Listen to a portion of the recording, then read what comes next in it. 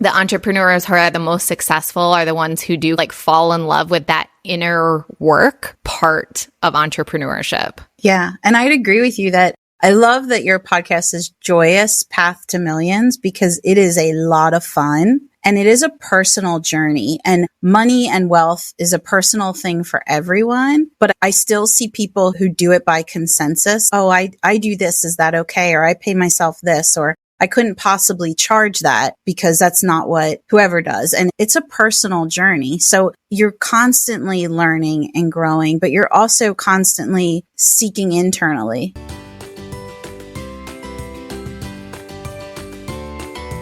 I've got such a fun interview to share with you today. I'm super excited. It's been a minute. I've been doing a lot of solo episodes, which have been super fun too. And I'd love to hear your feedback on just the different formats and like which ones you love the most, or maybe you're like me and you enjoy all the variety.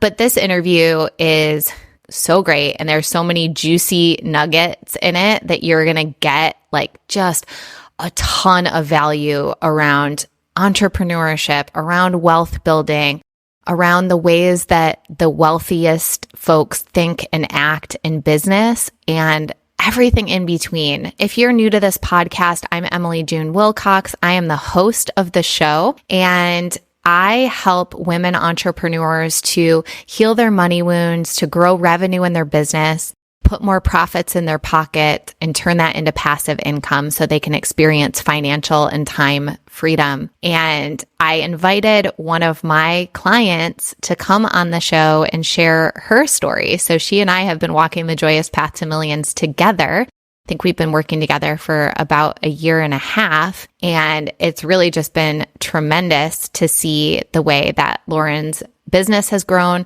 But not so much just the tangible outcomes, but how she's done it and who she's been as she hit her first 7-figure year and where she's going from there. So without further ado, here's Lauren.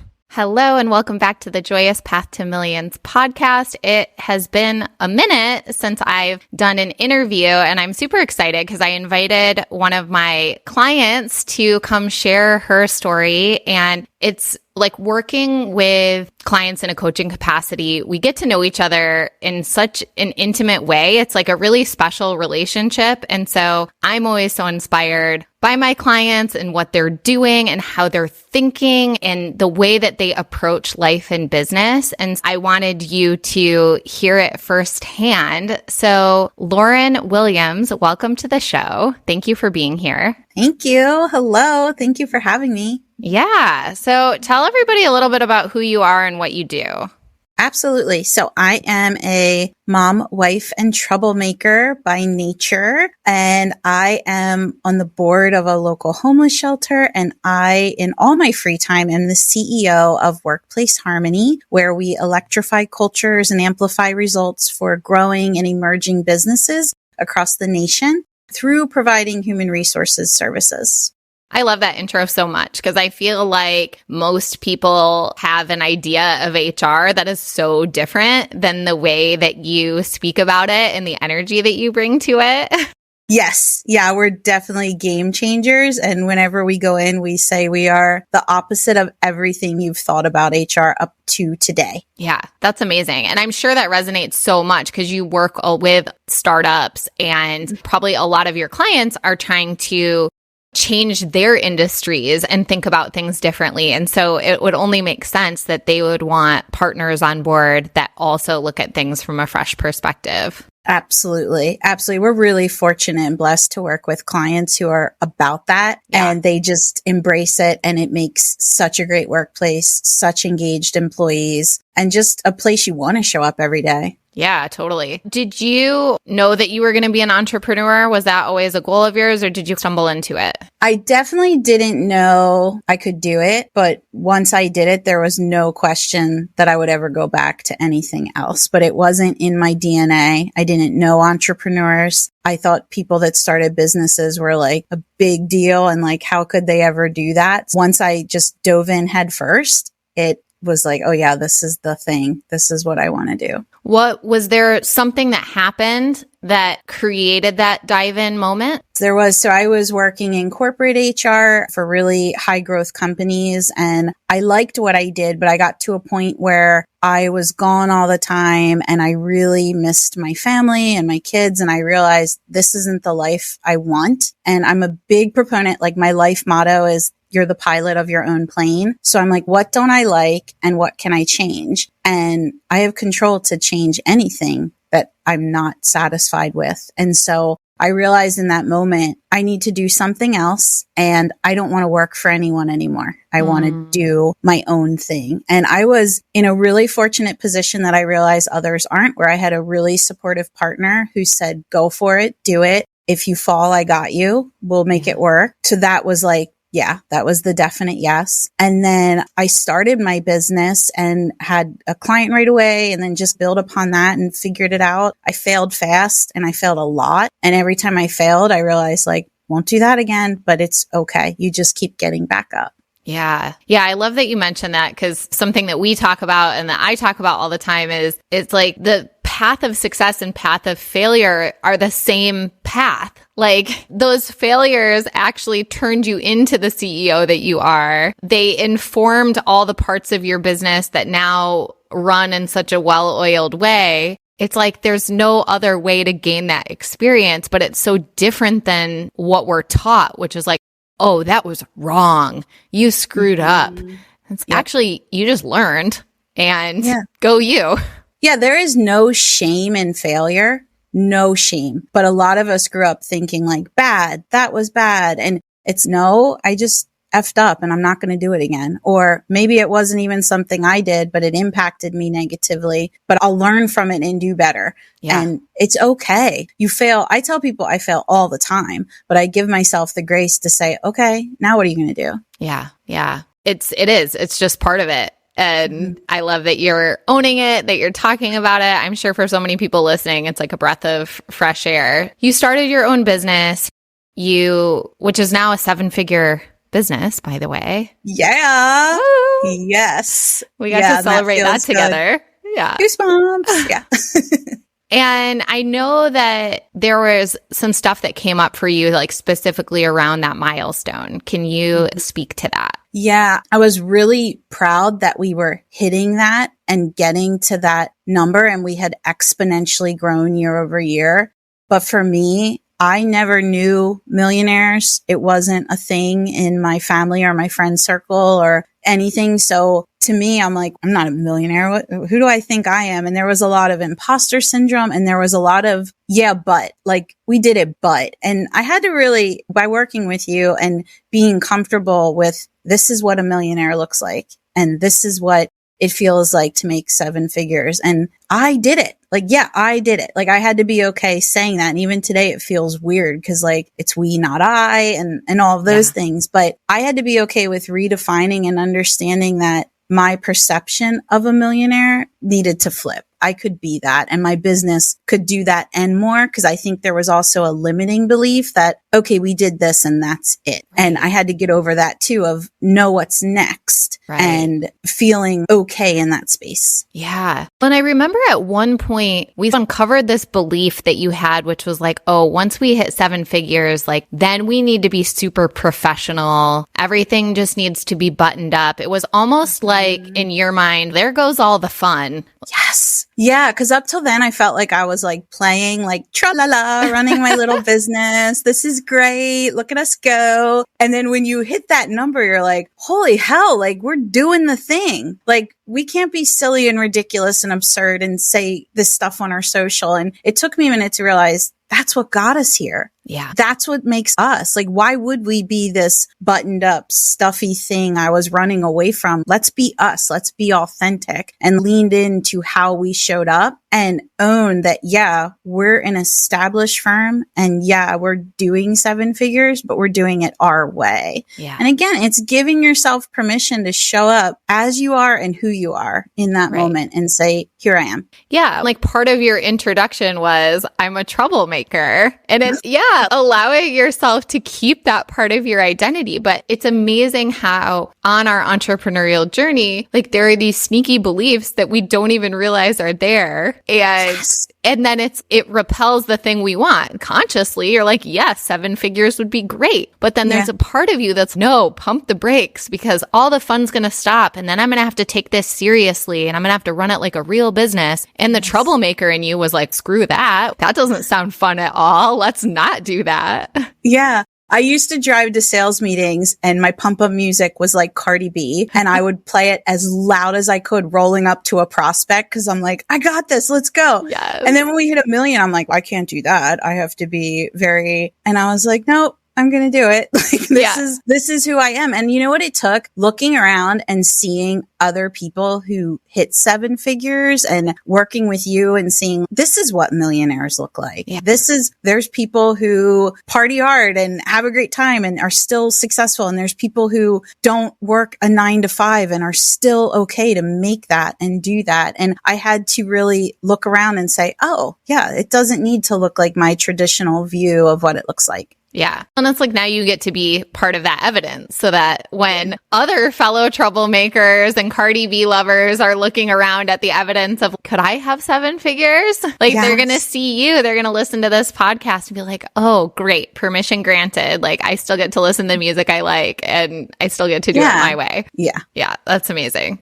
So I'm curious, in terms of your money mindset, we know like a lot shifts when you go from just a steady corporate salary that's dictated by the market to becoming an entrepreneur. You get to set your own rates and then figure out how much of that money you actually pay yourself versus leaving in the business. What were some of the things that came up for you? Yeah, starting out, it was interesting because you go from all this security to a lot of unknown. And I was actually very fortunate to have some really great people around me when I started out who were able to give some like guidance and ideas and suggestions. Some I took, some I didn't, but pricing things right, which meant for me, pricing things at a point that allowed me to do my best work for my clients and keep the living I was used to. And that first year it was really hard. And I definitely took a huge pay cut, but then built upon that. And then saying to myself, which I still work on, it's okay to pay myself more. Like the first time as a CEO, you give yourself a raise. There's a part of you that's, hell yes, this is what it's worth. This is why I don't sleep sometimes. This is good. And then there's a part of you that's, oh, do I deserve this or should I use it for this investment? Or that money could be used here. Because you could always justify like, oh, we could put more in over here. Or I could give myself a bump and that feels good too. And you have to be able to say to yourself, I deserve that, and give yourself permission to earn what you want to be earning, but also be really smart that sometimes as a small business owner, there's levers you pull. If cash gets tight sometimes, I'm like, hold my pay everyone else. And that's okay because next month I'm going to get it back and more. So you have to be like wise about that management, but you also have to be comfortable with saying, I can give myself more. For a while, I kept it, and I didn't ever tell anyone this, so vulnerable. I kept my salary at what I made at corporate because I felt like I don't get more than that. And one day last year, I was like, what? No, you have infinite earning potential here. Go get it. And so opening the door, working with you, giving myself permission of it's not greedy. And I think as women, particularly, we have a hard time where making more equals greed. And I hear it all the time. I hear people all the time. I would ask for more, but I don't want to be greedy, or they're always justifying it. And we have to break that because having money isn't greed. Having money that makes you have a lifestyle you want, and whether you spend it, save it, whatever, it does not make you greedy. Yeah. And for me, it was a blend of being a woman and some just beliefs I held personally that I had to work through and say, that's not greed. Yeah. Yeah. I love that. It's not greed. It's not. And it's incredible how there are things that we'll often tolerate for ourselves that we would never ask anyone else to tolerate. I see women CEOs that even in your example where it's like, oh, if I don't get paid on time, it's okay. But you would never ask anyone on your team to not get paid on time. Like, never, ever. And you're the CEO. Like, you're really the most important person on the team. And I think there's a both and to it. Yes, there are exceptions to the rule, but let's make the rule that the CEO, the entrepreneur is taken care of and considered. And it would be interesting to look up if you could, like the CEO of the company you used to work for at corporate, because like you were keeping your same corporate salary, even though your responsibilities had changed wildly, and your responsibilities were like more in line with the CEO, who probably was making multiples more than what you were paying yourself. Yeah.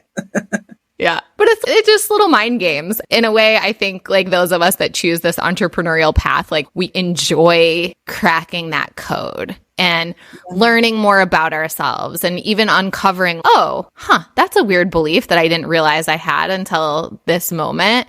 And then like finding a way to flip it or finding a way to turn it into something that you can use as evidence of your success. And I think the entrepreneurs who are the most successful are the ones who do like fall in love with that inner work part of entrepreneurship. Yeah. And I'd agree with you that I love that your podcast is Joyous Path to Millions, because it is a lot of fun and it is a personal journey, and money and wealth is a personal thing for everyone. But I still see people who do it by consensus. Oh, I do this. Is that okay? Or I pay myself this, or I couldn't possibly charge that because that's not what whoever does. And it's a personal journey. So you're constantly learning and growing, but you're also constantly seeking internally. You're looking inside at like, why is this a limiting belief? Why does this hold me back? Why does this feel crunchy when the other stuff feels really easy? Yeah, totally. Yeah. And then most of us are moms too. I know you are. 3 beautiful kiddos. And we want our kids to see a good example of entrepreneurship. I want them also to feel like they're on the joyous path to millions, not the mom was never around. She was working really hard. Yes. She sacrificed so much to give us what we have. And like that narrative has existed for a long time. And I think it's so cool for us to be part of this new narrative where it's like, oh, my mom was around a lot because she was an entrepreneur. And my mom like had so much fun with us because she was an entrepreneur. Yeah. And if you remember, I think the first time I reached out to you about working together was about that facet of my life of my kids and my husband. And I felt like I was working like crazy just to keep the machine going. And you were like, you don't have to. Yeah. You don't have to. And I thought about the mental model that built that. And there was a movie back in the 80s where Diane Keaton was in it. She made like baby food and then she like worked all the time like crazy. And I think that was like burned in my brain of that's how you do momming and work and life. And it's not sustainable. It's not healthy. I wasn't happy. My husband wasn't happy. I was burned out, and getting to work with you and learn, no, that's not how it has to be. But it took unwinding. Like I think our first 6, 7, 8 months were unwinding me out of that, of what would it look like if you just did this? And I was like, no, that can't happen. And then I'd try it and I'd be like, oh, that worked. Building my day differently worked, or having an intentional breakfast with my husband, which I still don't do enough, by the way. So if he hears this, I know we don't do it enough. More breakfasts. Babe, we'll put a breakfast date on the calendar. He's like, what are you saying? Yeah, exactly. Yeah. But it was one of the areas I struggled with the most because I thought, as many women do, like I have to do it all. I have to juggle all the plates. I have to say yes and show my kids this is hard work and this is what it looks like. But to your point, why not show them a happy life and being visible and around and fully present? That was one of my challenges. I was there physically, but not mentally. I'd be thinking about work, checking emails, taking calls, that kind of stuff. And I learned, no, I give myself to work and then I give myself to my family and myself and my husband, but work doesn't get to come into that, right? Yeah. There has to be some boundaries. Yeah. And if I could just like brag on you for a second, because it really has been an incredible transformation in a pretty short period of time, because you were like the emergency HR hotline for all of your clients. And it was like, there was a part of you that was proud of that. And you were using that as almost like the main selling feature when you were bringing on new clients. So you were like, no, like I have to be the one who will pick up the phone at 9 p.m. That's what makes us different than any other firm that they could work with. And what it was doing for your nervous system is, you did feel like you were on call on the time. So even when you were on the family clock, your nervous system still felt like, no, we're still on the work clock because we're still constantly scanning for, is there a problem? Is there an email we need to handle? Is there a phone call we need to take? And we also like really early on discovered that you're a projector in human design. And for those of you listening who aren't familiar with human design, projectors are meant to be the guides. Like they can see things from that 10,000 foot view, but they're not meant to be doing all the things. And one of the hardest things for projectors when they learn that's their design is that deconditioning, because you're taught in the world to work like one of the worker bees. And it's just because you can do it doesn't mean that you're meant to. And so learning like to take more of that advisory role where it's, I can see how things are meant to go, but I don't have to be the one to execute on that vision. So that's where we started. And fast forward, I don't know what it's been, a year and a half, maybe. You have an incredible, thriving team that basically has the attitude of, give us more. We've got it. We can handle it. We like you in CEO mode. No, we don't need you on projects. We'll handle the calls from clients. Like, we're good. And a restructuring, I think, of your just whole way of being, and your nervous system has gotten used to this new way of being, which allows you to be more present with your kids, with your husband, to take unplugged vacations. And it's put you more in your zone of genius, which is not only as that guide, but we've talked about this, like you really being like the celebrity of your business, the face of it, the one who has the great relationships and can be out there talking about the incredible work that you're doing, and then connecting your clients in with your team who are really the experts in the day-to-day at this point, and like how great that is for everybody. And so it's been incredible to witness. And I think the business and the money have been able to grow faster actually as you've done less. And that's really cool evidence for us to say out loud and celebrate and acknowledge, because we probably a year and a half ago, you would have had the opposite belief. Like, I will have to do more for the business and the money to grow faster. And I realized that with that mindset, I was repelling opportunities, because as they would come, I'd think, oh no, I have to do that. I have to add that on my plate. I have to do East Coast, West Coast hours. I have to be available 24/7. And that wasn't my zone of genius or where I thrive. And it actually made me a very frustrated, agitated person to be around, which was not fun for anyone, my team included, my clients, my family. And so being able to lean in, and again, working with you and then giving myself permission of, this is what a workday needs to look like for me most of the time, so that I am not overloading my nervous system and I am the most effective. And projectors can get a lot done in a short time. So it takes me half the time to do things. And that doesn't mean I should work double to get quadruple done. It means no, like work half and then bang that stuff out so you can be the visionary and the guide. And I love guiding my team. I love guiding CEOs and our clients. And that's where I know I thrive now. So it's been an incredible journey to get there. Truly. And what a gift that is. I'm sure the CEOs and the other C-suites at your clients' organizations, it's like they want and value your perspective, probably particularly because you're not in the weeds. It's like, I love having the outside person come into my business, because it's like, I want their fresh eyes. The last thing I would want them to do is just like jump into the nitty gritty details, because it's like, hang on, you see this from a totally different perspective. Exactly. And what's funny about that, at the end of last year, I did a 360 and I asked some of the clients, give me some feedback on how I can show up better for you as CEO of Workplace Harmony.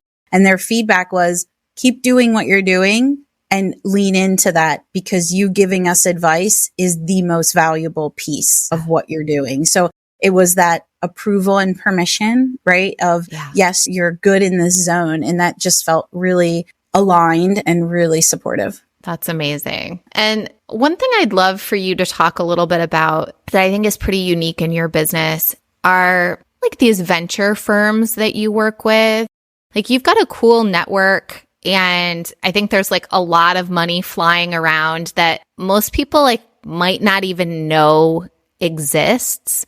Can you just talk about that a little bit and what that's like for you? Yeah, it's so amazing. And it's such a thrilling part of what we do is getting to work with investors who are investing in startups and maybe mid-cycle companies that are growing and have a trajectory to keep growing. They'll bring us in to help with the foundational aspects of HR and the employee relations and workforce alignment, compensation, all of that will come in. And we get to work with these investors and sometimes work across multiple portfolio companies they may have. And they're investing in some super cool industries. We've worked in cannabis and pet care, automotive, all these industries that we get to touch and be part of that are fun. And you're learning little pieces of each thing. And while the investor and private equity engine slowed down a bit in like 22, 23, they're anticipating it picking back up. And so us partnering with investors gives them the confidence of you're our go-to vendor. Like you're who we use for this. You're our partner. You're our preferred partner. We know you do what you say you're going to do. And for us, that's been really exciting for our trajectory. And then having these very valuable partners who we get to work with and become close with over time. So what would be like a revenue range of the types of companies that you'd be coming in to work with? The ranges, I'd say they're usually a baseline of at least 30 million and then up. So they're at least starting around 30 million. We do have some smaller startups that might not be there. Their seed funding might just be like 5 million.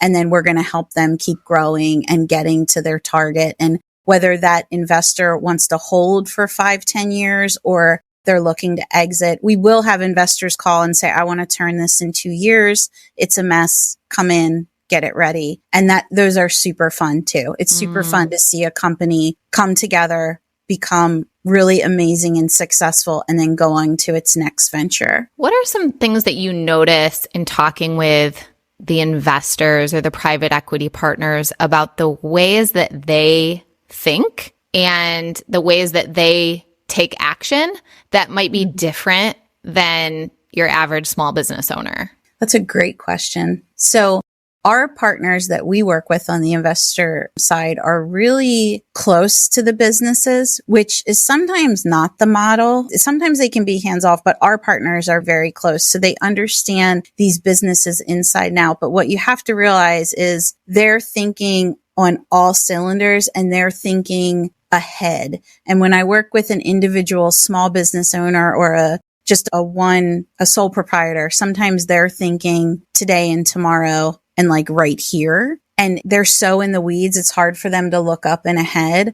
Our investors are thinking about the whole machine and how this situation over in this division is eventually going to impact the whole company. And what do we do to excel or prevent or accelerate?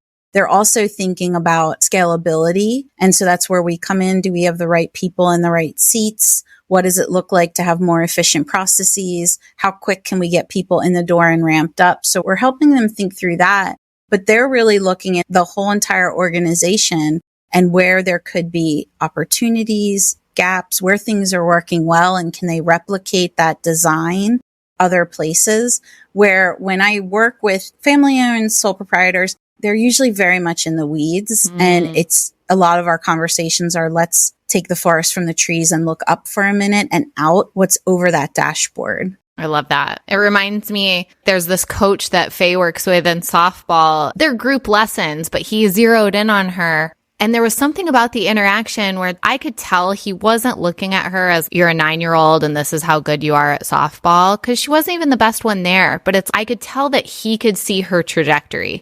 Like he's worked with so many athletes that have gone on to play at the college level that he's looking at this 9-year-old and he's seeing what she can turn into instead of just seeing who she is today. Yeah. And I think that's what you're speaking to is like the investors really can see that trajectory and they can see the bigger picture and they have the experience and the know-how to bring to the table to help make it happen. From an HR perspective, what are like a few things that you think a lot of companies get wrong? I don't want to get in trouble. They wait too long to fire the wrong people is number one. Yeah. They know what they have to do and they just play that mind game where they just think and talk and think and talk and get all the opinions, and they just wait too long. Do you think that's because they're afraid of like legal ramifications, or they're just indecisive? To be really transparent, I think it comes down to being afraid to have that difficult conversation. I don't see as much of a fear of legal ramifications, but maybe that's what they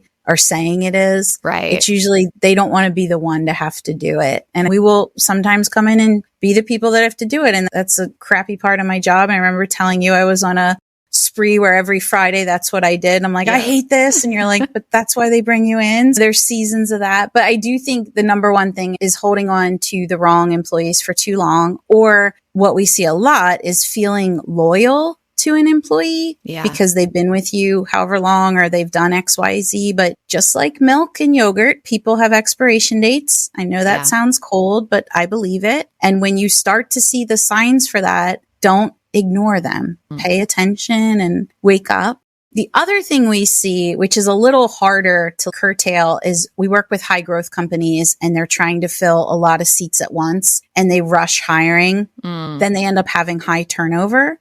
So they're not being quite as selective. It's you'll do, get in here. And that can cost your company a lot, not just financially, but in terms of time that others are spending training these people. And then the investment, like having that person in the seat for a few weeks, then leave, you have to redo it all. So it's super costly. The team gets burned out by it. It starts to look like a revolving door. And sometimes it's just maybe putting in one more set of interviews to flush out. Are they going to be able to handle the workload or the pace, the culture, the team? So we see that as another common mistake. Yeah, man, I can resonate with that one because, and maybe you can too. But I feel like so many people that we hired at our agency, we couldn't predict what that role was going to turn into. Like we really had a hard time imagining in a year from now what we were going to need. So we were hiring for the need today. And then some people could hack it and could stay with, always put like needs to be like a changing environment. And like we'd put all that stuff in the job description, but I still think it's a very rare person that can evolve at the rate that your company is evolving at when you are in the early stages and rapid growth stages. I totally agree. And I've definitely had my share of turnover and hiring mistakes and thinking people could keep up because I'm really transparent about we move really fast and we go and everyone's, I'm ready. Let's go. And then a month or two in, you're like, but you're not. And I'm really transparent straight from the gate. But it does take a special person who can come into environments like ours that are smaller, scrappy, gritty firms, just getting it done. And I ask people to do stuff they've never done before. And I'm like, so learn it and do it. Then you'll know. But not saying no is not it's just not. But I've definitely got it wrong. And one thing I did, which was a step for me, was I used to hire in a vacuum because I'm like, I know what I need. I'm the boss. I'm the CEO. And I started pulling in my crew and saying, could you guys meet these people and give me another perspective? And there's times I've loved people and been like, yeah. And they're like, did you notice this and this? And I'm like, no, did you? And it's because they had another touch point. And when you interview people, you're getting the best of the best that day. If you aren't, that's a red flag. But if they come another time, you get to see them in different capacities and different environments. And I always say, meet your candidates at least 3 different occasions. Try to catch them on an off day. Because I know what you're like on your best day. I need to know what you're like on your worst day. Yeah. Yeah. I totally agree with that. We do a lot of touch points in our interview process too. And I love that you're bringing in having your team involved. Because I've noticed that too, where it's like, if they know that you're one of the owners or the CEO, they'll be just on it with you. And then when you're just like, hey, I just want you to meet with someone who'd be one of your colleagues, like they let their guard down and they'll say things that they would never say if they felt like it was a formal interview.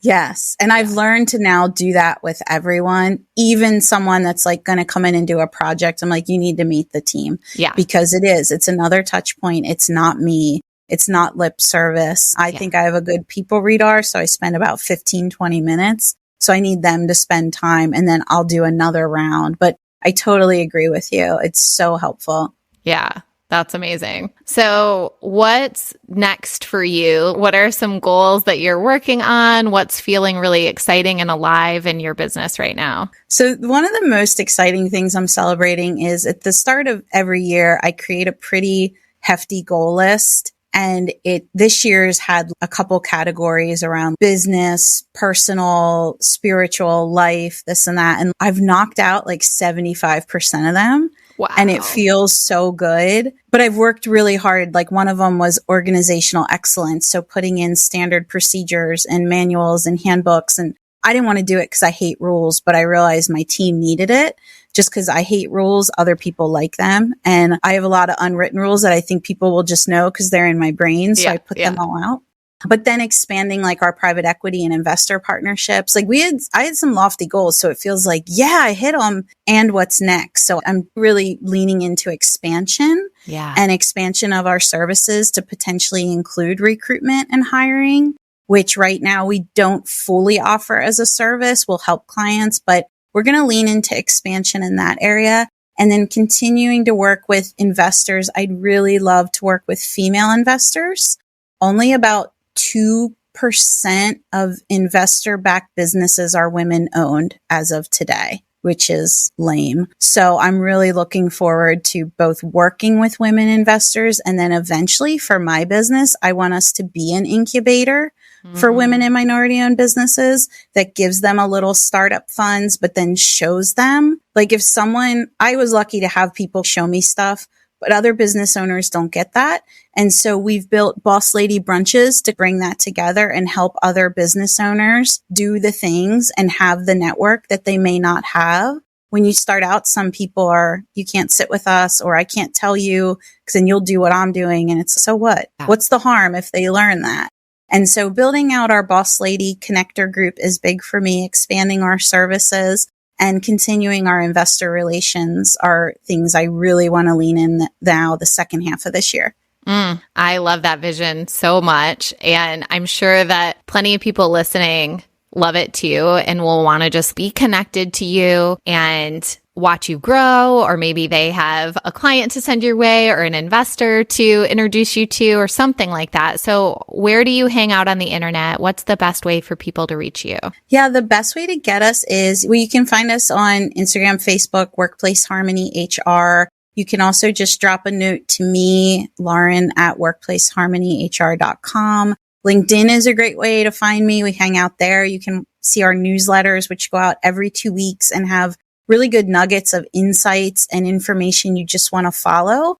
Our next one's going to be about handling the political landscape in your workplace. So as people heat up and get excited and want to talk about it, how do you navigate that to have a harmonious workplace? So follow us in those places. Make sure you're following us on LinkedIn, and then you can pop over to our website too and check out some of our services and our team and our values. And that's workplaceharmonyhr.com. Amazing. Lauren, thank you so much for coming on the show. As a final question, what does it feel like for you to be on the Joyous Path to Millions? It's an anchoring moment for me because I was still settling into the skin of, is this an identity and a hat I want and I feel okay with? So for me, it feels very, yes, this is aligned with who I am. And so it feels very validating. Beautiful. Thank you. Thank you. Thank you so much for coming on the show. To everyone listening, thank you for tuning in, and we will talk to you soon. All right. I hope you loved that interview as much as I did. Make sure that you give Lauren and Workplace Harmony a follow on LinkedIn and also on Instagram at Workplace Harmony HR. Here were my top takeaways. Number 1, allow money to make you more of yourself. Allow it to amplify the things that you like about yourself and your business. And number 2, doing less can actually make you more. So if you're doing too much and that's out of alignment, it will block you from making more. And when you scale back, you get into alignment and you do less, but you're doing more of what you love, the money actually comes easier. Number 3, think long-term in your business. I love how Lauren shared that these private equity folks and these investors, they're really seeing the long-term vision for this organization. It's like they're looking at the caterpillar and they're seeing the butterfly. And most of us are looking at the caterpillar and we're just seeing the caterpillar. Number 4, fire the wrong people faster. So fire faster. This is something that we've gotten pretty good at our agency. And if we know somebody is the wrong fit, we do not wait to see if they'll improve, because we've just learned if it's just not right, it's not right. And it doesn't make them wrong. It doesn't make us wrong. It just is. And the faster we face the facts and let that person move on, it's better for everybody. And number 5, find ways to give back. That's something I love about Lauren. Like, she just really has a heart for giving back. She mentioned it briefly, but she's on the board for a local nonprofit in her community. And those boss lady brunches that she put together are really just all about creating community and giving other women the access to the kinds of networks that will help them get to 7 figures faster.